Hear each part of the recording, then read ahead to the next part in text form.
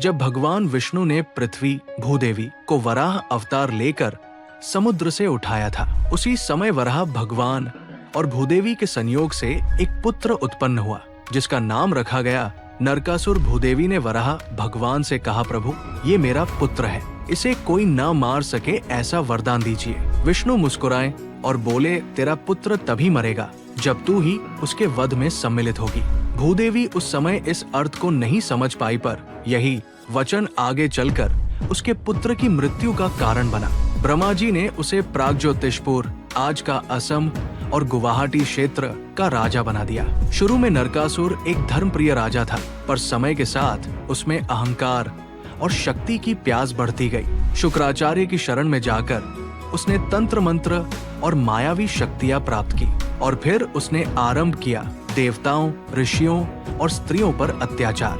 उसने स्वर्ग पर आक्रमण किया, इंद्र को हराया और देवी अदिति के कुंडल तक छीन लिए।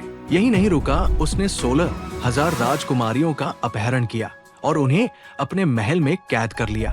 कोई उसके सामने टिक नहीं पाता था। देवता, महर्षि और भूदेवी स्वयं कृष्ण के द्वार पर पहुंचे। उन्होंने कहा, प्रभु आपका ही पुत्र अधर्म के मार्ग पर चल पड़ा है, हमें बचाइए। भगवान श्री कृष्ण मुस्कुराए, भूदेवी का वचन अब पूरा होगा।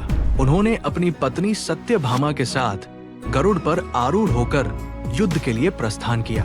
नरकासुर ने अपने चारों ओर मायावी पहाड़, बिजली की दीवारें और दानव सेना खड़ी की थी। कृष्ण ने सुदर्शन चक्र और शारंग धनुष से असुरों का नाश किया, लेकिन जब कृष्ण ने नरकासुर पर वार किया, वो वार वापस पलट गया। तभी सत्यभामा के शरीर में भूदेवी की शक्ति प्रवेश कर गई, क्योंकि वराह ने कहा था, भूदेवी के सहयोग से ही नरकासुर मरेगा। सत्यभामा ने अपने धनुष से एक तीव्र बाण छोड़ा और वो नरकासुर के हृदय में जा लगा।